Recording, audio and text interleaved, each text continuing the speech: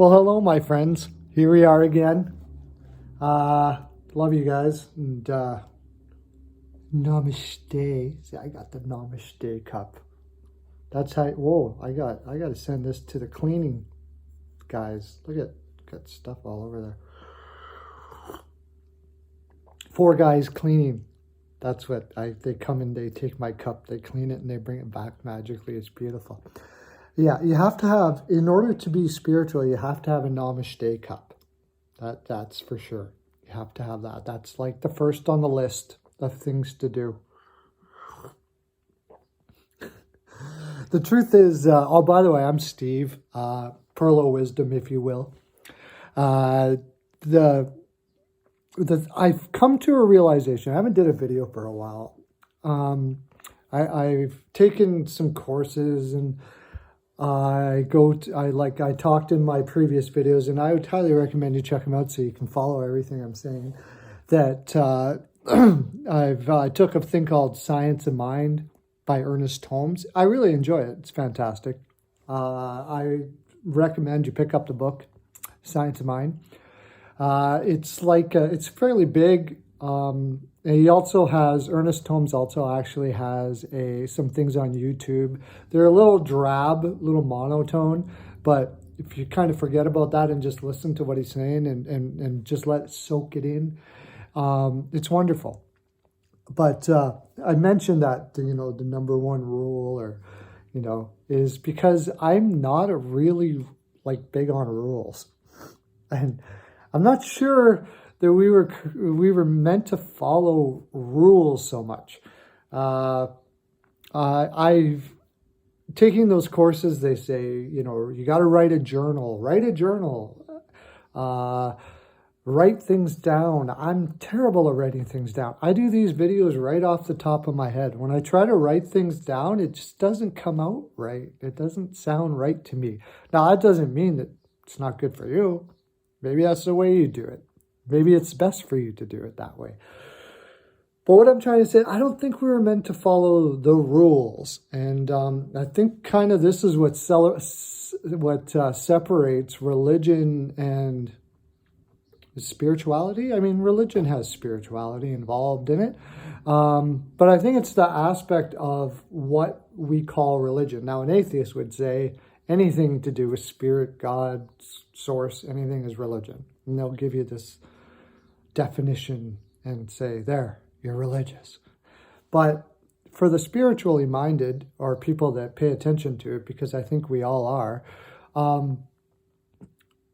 there's something in us that we just know that there's just not right. And I think it's the rules. I don't think we're necessarily supposed to follow rules, but be a law. Now, I'll explain that. In Science of Mind teaching, that we create the law through our thought processes and so on and so forth like that. The way we think creates this law of being. But more importantly than that, there is a law that is that what we desire most in our life has been placed there or has been created in us to be what we do. So I grew up my whole life wondering, what am I going to be? What am I going to do? What am I going to all of this? And I didn't do a lot of it because the overall human laws created stated that these desires that were in me were not right, were fancy. They were, not fancy isn't the right word, were fantasy. They didn't line up with how the world works. And, well, I've come to realize that I just don't agree. I went and got my class 1, and I was a driver, and I paid the bills, and that's what the world in my world told me to do. Go get an education of some kind. It's going to give you a job. It's going to pay the bills. It's going to take care of life. And I found that it left me anyways very unsatisfied. What was the desire in me personally, and I'll get into the race desire, that I do believe that we are supposed to follow, I suppose, without actually writing anything down. But it would be the law of, anyways, I'll get into that. My desire was to be a philosopher of sorts, study philosophy, learn about religions and stuff. Something I kind of did on the side as I did my job, but was never really satisfied in my job because I never really felt like I was doing what I wanted to do. Another thing that I had a desire in my life to do was I loved hockey. I loved the sport of hockey, and I wanted to go do something with that. I also had an acting desire of stand-up comedy, and all the voices coming to me said those were too risky. But what I've come to realize is that the risk actually is in going against what the desire is telling you to do. When I went against the desires, when I went against this urge, craving within me of enjoyment and passion, it deadened my being of who I was. I never felt satisfied in what I did, no matter how successful I became. And in my industry that I did, I was a manager and did all kinds of stuff. Did a lot of what things that in that place would be considered successful. Then now, so here I'm doing this right now, for instance. Hardly anybody's watching, but that's okay. This is just something I desired. I've decided to follow what I desire. I also started doing sports picks, and I've started a business in that. You can check that out. I got a Patreon called BPAL Picks. I do it with a buddy of mine. Right now, there's no sports on, and that's okay. We've just been able to build a better base of what we're going to do in that area. But now, I hope this for you, if there's something inkling in you that says, I've always wanted to do this, I like dancing or whatever the case may be, I would say, if that is the desire, do it. Do that thing. Focus on, I know it can be difficult because you look around and go, well, how am I going to do this? And how am I going to pay this? And how am I going to do the bills? Actually, even in what a lot of people would call successful today, the way we view people like, say, Donald Trump or any entrepreneur, almost all of them did something that usually, not always, there's a lot of unsatisfied billionaires out there that did it and are still doing it, not satisfied with their lives. In fact, I've heard stories of people leaving millions behind and going on and doing something that they were really passionate about. But quite often, those that are passionate about what they do and ended up making lots of money doing it. And I'm not against money. I'm not saying, but what they'll tell you is you have to follow your desire of what you want to do.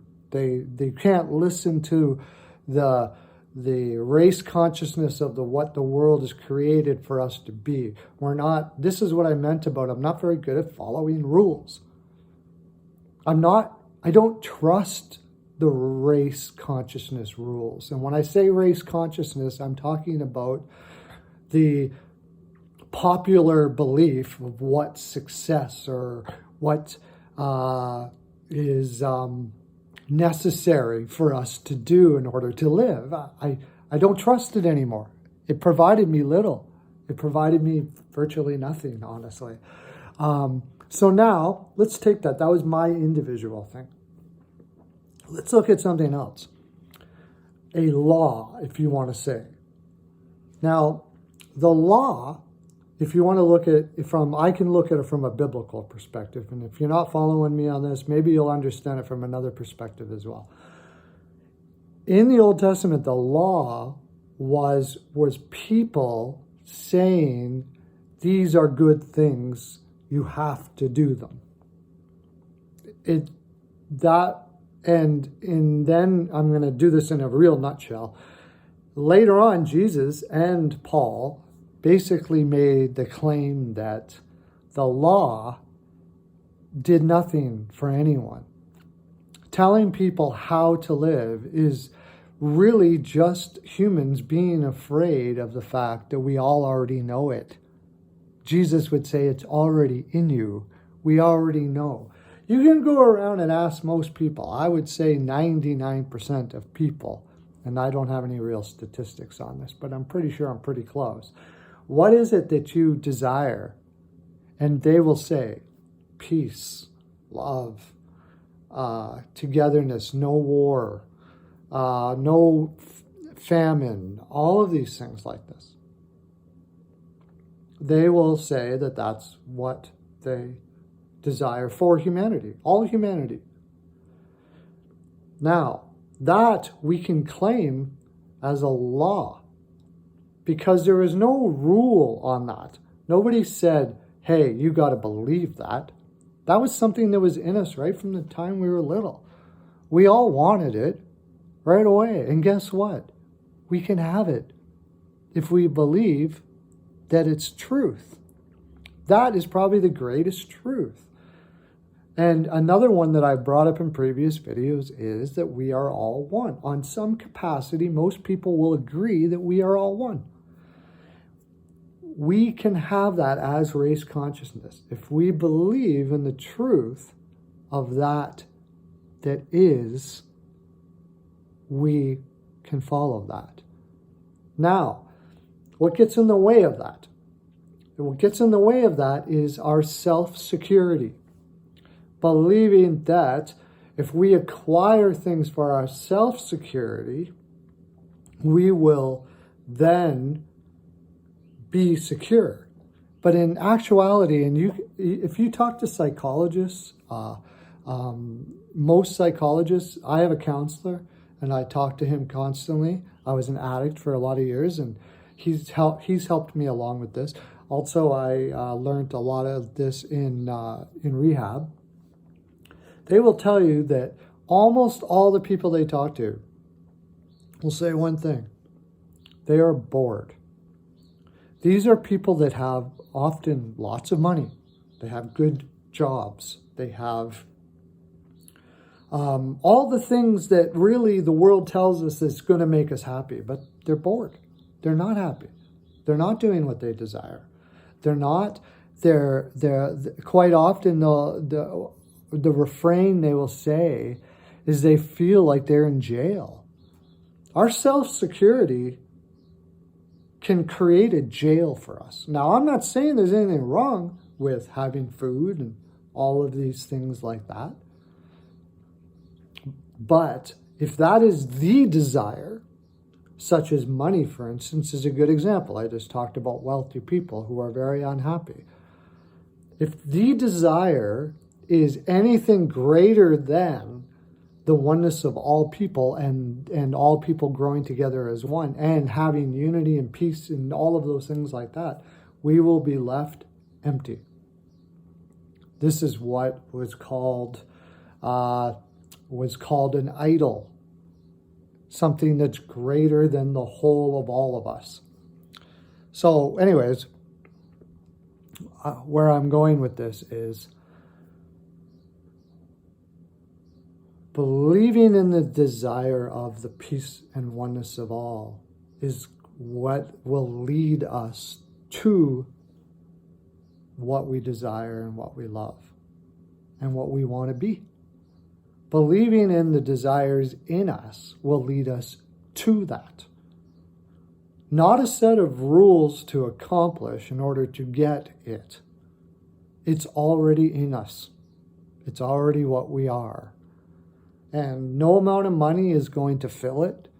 No amount of relationship is going to fill it. I mean, I'm talking about, like, say, a romantic relationship or having children or all of those things. All of those things do provide a wonderful love in our life, and that's fantastic. But if it's above what our ultimate desire of all people are, it leaves us empty and frustrated. I don't know about you, and tell me in the comment section, please, if you agree. Did you ever have something that you wanted, like, say, a partner or children, and are there people out there that still feel like unsatisfied? Yeah, I have children, and in times they bring me a love that is inescapable, and it's wonderful and it's beautiful.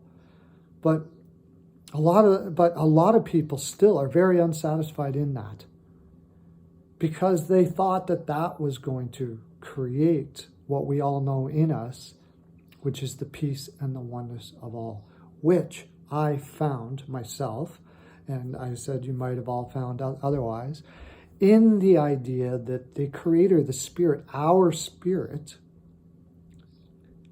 is one. And all of those people, all people that are not acting in that consciousness, which is love, joy, peace, all of those things like that, are those that don't believe in the oneness of all things. So you say, well, it sounds like you're telling us what to do here. No, I'm not. I'm not. It's something I think we already know. It's not something you have to tell somebody what to do, but it is something you can convince people that is not true.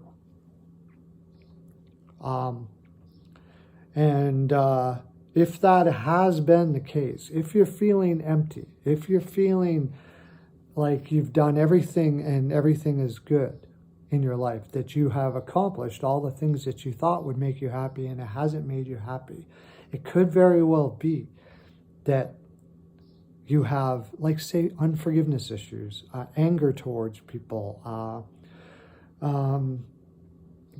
confusion, fear. This is a good example here. We're in a time of this coronavirus.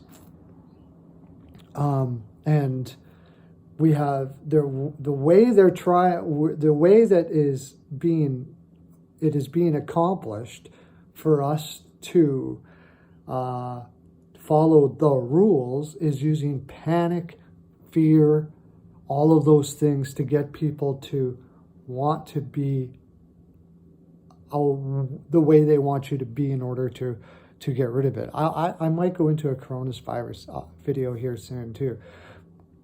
When in actuality, if they just reminded people how much people are love, we would do the things that are going to be a loving thing to do. That's it. If I sit here and remind you right now that you are my sisters and brothers, and we were one together as one before. It's what we crave, it's what we want, it's what we desire, for all to be one, for all to be loving towards each other, to not have hate in this world. If all people know the truth that we are one and brothers and sisters, we forgive those that don't, and those that don't become closer to that oneness in our forgiveness and the way we react to them. I stopped reacting in anger. I stopped reacting in panic and anxiety towards how people thought or acted towards me, and was filled with something completely different. Compassion. Because now I look in myself and go, oh, I used to have that. And don't get me wrong, I still have it at times, but then when I do, I can remind myself of this truth, and it changes me. Now, if I try to remind myself of, oh, that was a bad action, or that's a bad thought, or I can't think that way, or the law says this, what I found I ended up doing is I ended up shaming myself. And it just made it worse. I got more depressed. I started believing I could never live up to this way of being. It's not about a picture that you have to be. It's about a emotion created in us of love that allows us to have the compassion for ourselves and others that fill the world. And the more we do it, the more the world changes towards that. And one day, there's going to be a day when every single person that ever lived or will live in this realm, in whatever realms, all the realms, will all come together in this one, and we will be one again. And that is going to be amazing.